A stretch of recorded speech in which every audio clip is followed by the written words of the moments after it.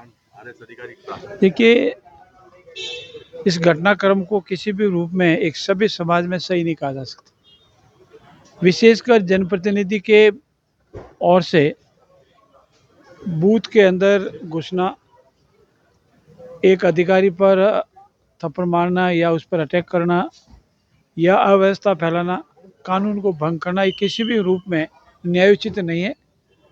और मेरा देवली, उनियारा और आसपास के समस्त गांवों वालों से मेरी विनम्र अपील है कि शांति व्यवस्था बनाए रखें।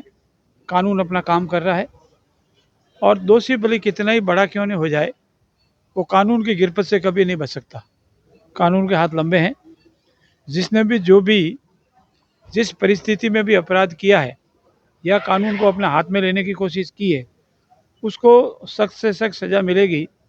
यशस्वी बघेल जी की सरकार है और किसी को अव्यवस्था फैलाने को, कानून को हाथ करने को या अपनी मनमर्जी से करने का अधिकार नहीं है। अगर अपनी कोई ग्रीवेंस है, अपनी कोई शिकायत है, तो निष्पक्षता से जिस उस स्थान पर रखनी है उस स्थान पर रख सकता है।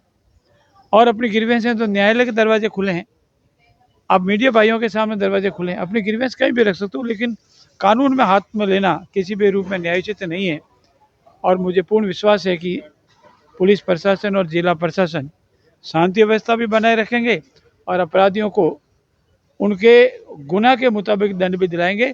पूर्ण रूप से पारदर्शिता से, निष्पक्षता से जांच होगी और जो भी दोषी होगा उसको सजा मिलेगी। आपको नहीं लगता कि पुलिस प्रशासन फेलियर होगा? जिस तरीके से कल दोपहर की घटना थी, रात तक ये इंतजार करना और उसके बाद ये घटनाक्रम होना, इस पे अनिता चौधरी हत्या प्रकरण, देखिए, जहाँ तक जोधपुर की दुर्घटनापूर्ण घटना है उसमें पुलिस ने अपराधी को गिरफ्तार किया है, उसे पूछताछ की है।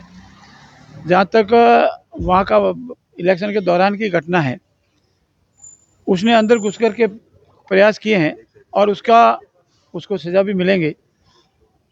देरी से पकड़ना या प्राथमिकता के साथ मतदान करवाना, ये स्ट्रेटेजी होती है। पहली प्राथमिकता की शांतिपूर्ण मतदान पूर्ण हो जावे और अपराधी कहीं नहीं बच सकता, वो तो कहीं भी कहीं गिरफ्त में आ ही जाएगा। इसलिए शांतिपूर्ण मतदान हुआ है। मैं सभी 7 विधानसभा के मतदाताओं का आभार व्यक्त करता हूँ कि उन्होंने बढ़ चढ़ कर भाग लिया और शांतिपूर्ण मतदान किया।